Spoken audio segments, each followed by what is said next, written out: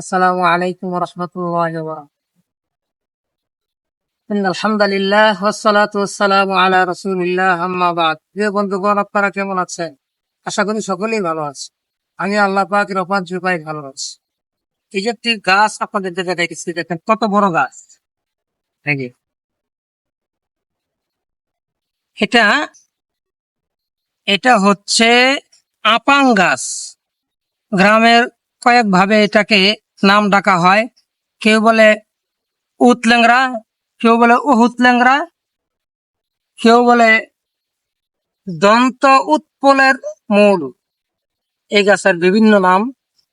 মূলত শুদ্ধ ভাষায় আপাং বলা হয় তাকে, শ্বেত আপাং। আর গাছের রক্ত আপাং। এটা সাদাটা দেখেন, গাছটা কত সাদা, এই যে, মানে সবুজ আর কি। বন্ধুগণ, আমি আপনাদেরকে এই শ্বেত আপাং গাছ দেখাইলাম।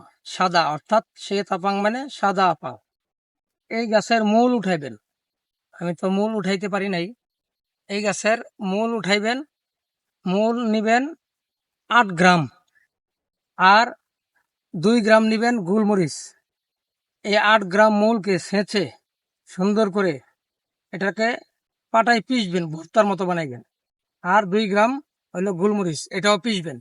সুন্দর করে পিষে সুন্দর করে মিক্স করে এরকম ছোট ছোট বড়ির মতো বানাইবেন। যারা বলেন যে আমার ক্ষুধা লাগে না, খিদা হয় না, খাওয়ার কোনো রুচি নাই, ইনশাল্লাহ তারা সকালে একটা বড়ি আর রাতে একটা বড়ি খেয়ে পানি খাবেন। তো প্রিয় বন্ধুগণ, আপনারা এই বড়ি বানায় খান, দেখবেন অল্প দিন পরে ইনশাল্লাহ রুচি চলে আসবে, খেতে পারবেন। আপনারা এই বড়ি বানায়া নিজেরা সেবন করুন, সুস্থ থাকুন। আসসালামু আলাইকুম ওয়া রাহমাতুল্লাহি ওয়া বারাকাতুহু।